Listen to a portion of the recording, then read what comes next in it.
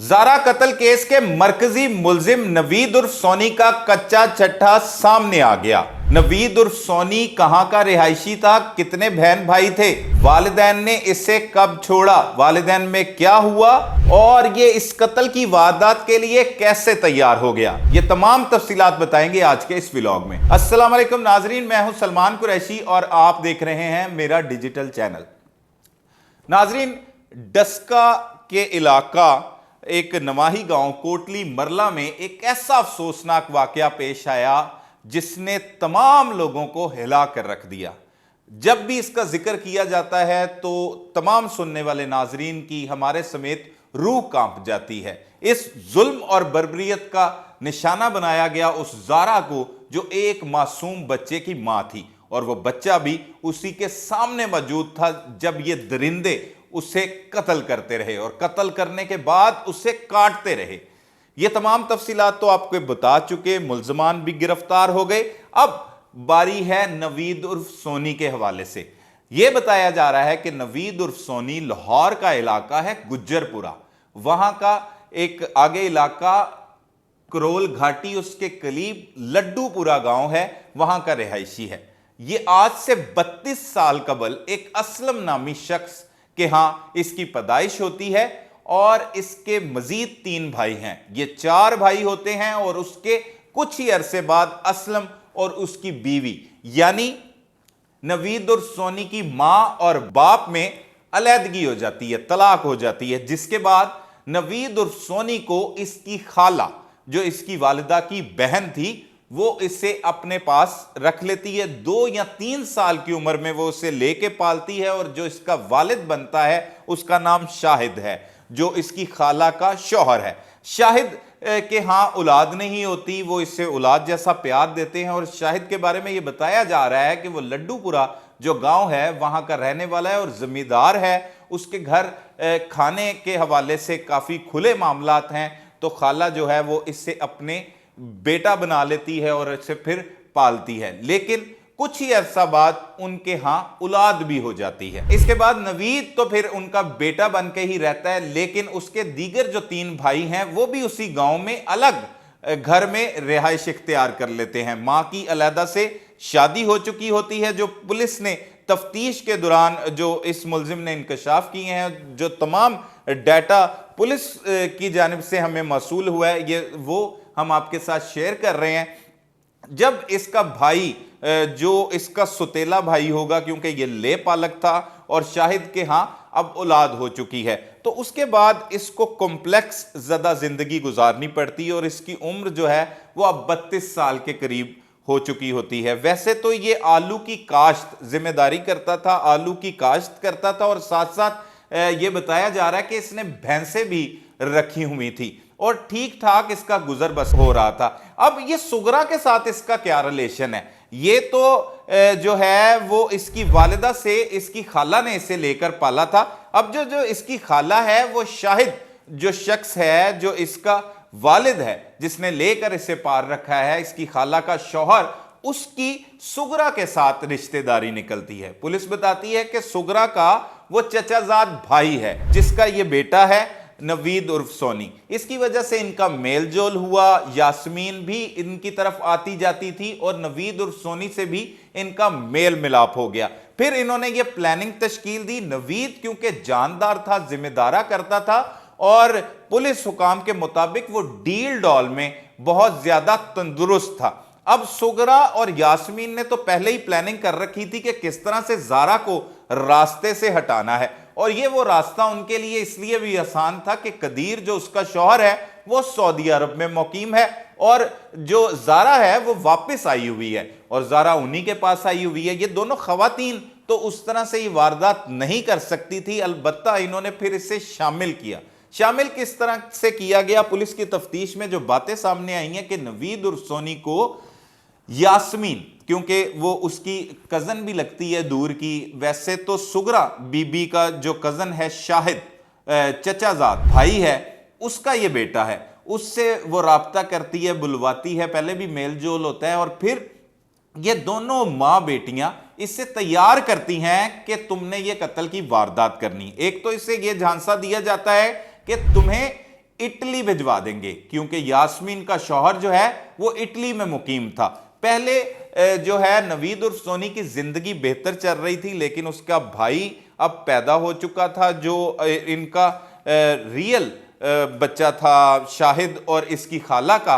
तो ये सोच रहा था कि इसके साथ जो है वो वैसा सलूक नहीं किया जा रहा जैसे पहले प्यार और मोहब्बत से जिंदगी बसर हो रही थी, उसमें तब्दीली आई। और 32 साल की उम्र तक ये बार बार ये ख्वाहिश करता था, फरमाइश करता था कि इसकी शादी करवा दी जाए, तो वो शादी पर भी रजामंद नहीं होते थे वालिदैन।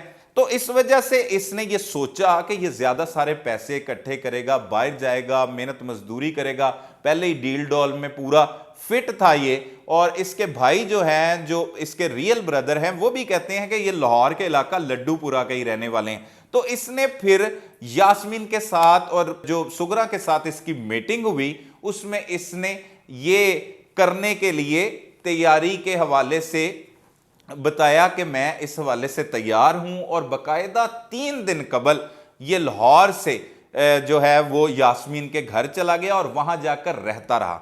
फिर मौका मिलते ही इसने ज़ारा को किस तरह से कत्ल किया गया वो पिछले व्लॉग में हम आपको तफसीली तौर पर आगाह कर चुके हैं। जैसे ये घर में पिछले एक मकान जो उनके रिश्तेदारों का ही था, सुगरा के रिश्तेदारों का, वहां से ये दाखिल होता है, ऊपर के दरवाजे के जरिए नीचे आता है, स्टोर रूम में छुप जाता है। और छुपने के बाद फिर ये अंदर जब जाता है तो वो मासूम शाफे इसे देख के चीखना चिल्लाना शुरू कर देता है। फिर ज़ारा भी उठ जाती है, फिर ये भागता है, सुगरा इसे छुपा देती है एक स्टोर रूम में। फिर जब शाफे को वो दूध पिला के आराम से सोती है तो फिर ये दरिंदा जो है वो उन सफाक जो सास और नंद थी उनके साथ मिलकर जाता है और ये तीनों फिर कत्ल की वारदात करते हैं। कोई सीने पे बैठ जाता है, कोई टांगे पकड़ लेता है और ये तकिए से उसका सांस दबा देता है। और फिर उसके बाद टोके, छुरियां और वो छुरे जो पहले से लिए होते हैं नवीद उर्फ सोनी की जानिब से, सुगरा की जानिब से, जो यास्मीन के घर पड़े होते हैं, उसे लाया जाता है और फिर काटने का ये अमल शुरू होता है। ये तफसीलात थी नवीद उर्फ सोनी की। इस हवाले से पुलिस हुकाम ने जो तफ्तीश की है, और बहुत से ऐसे हम व्लॉग्स देखते हैं जिसमें लोग सुनी सुनाई हवाई बातें करते हुए दिखाई दे रहे होते हैं। कदीर को शामिल तफ्तीश कर लिया गया। पुलिस की तफ्तीशी टीम, तमाम तफ्तीशी टीम से मेरी अभी बात हुई है, कदीर को पुलिस ने किसी भी हवाले से शामिल तफ्तीश नहीं किया।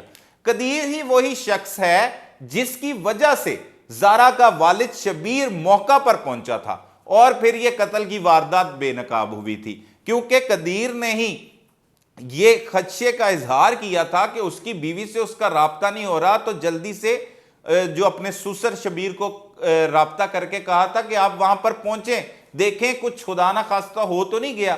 और वो इसी के इसरार पर यहां पर आया था। और इसकी ट्रैवल हिस्ट्री भी है, जो पुलिस हुकाम कहते हैं कि उनके पास इसकी ट्रैवल हिस्ट्री भी है।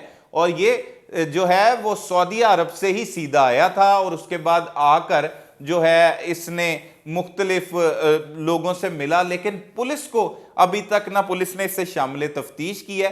हाँ, फिलहाल डीपीओ सियालकोट से हमारी बात हुई थी, उनका कहना था कि इससे बयानात जो हैं वो लिए जाएंगे इस हवाले से कि वो मजीद जो है इस हवाले से कोई बात करे, खास तौर पर क्योंकि सुगरा पर यह भी इल्जाम था कि उसने अपनी एक बेटी दिलअवेज जो 18 बरस की थी उसे मुबैना तौर पर कत्ल किया था। तो हमने खुद ही सवाल किया था डीपीओ सियालकोट से, उसमें उनका कहना था कि अगर कोई दरखास्त गुजार होगा तो उस पर भी मुकदमा दर्ज किया जाएगा और फिर अदालत के थ्रू उस कब्र कुशाई की जाएगी दिलअवेज की, और उसके बाद पोस्टमार्टम करवा कर मजीद कार्रवाई अमल में लाई जाएगी। अब तक जो मुल्जमान गिरफ्तार थे, जिसमें सुगरा, यास्मीन का बेटा अब्दुल्ला और नवीद उर्फ सोनी, इनकी तफ्तीश को मुकम्मल करने के बाद इन्हें जुडिशल कर दिया गया है। अब इसका चालान पुलिस तैयार कर रही है। तफ्तीश मुकम्मल हो चुकी है।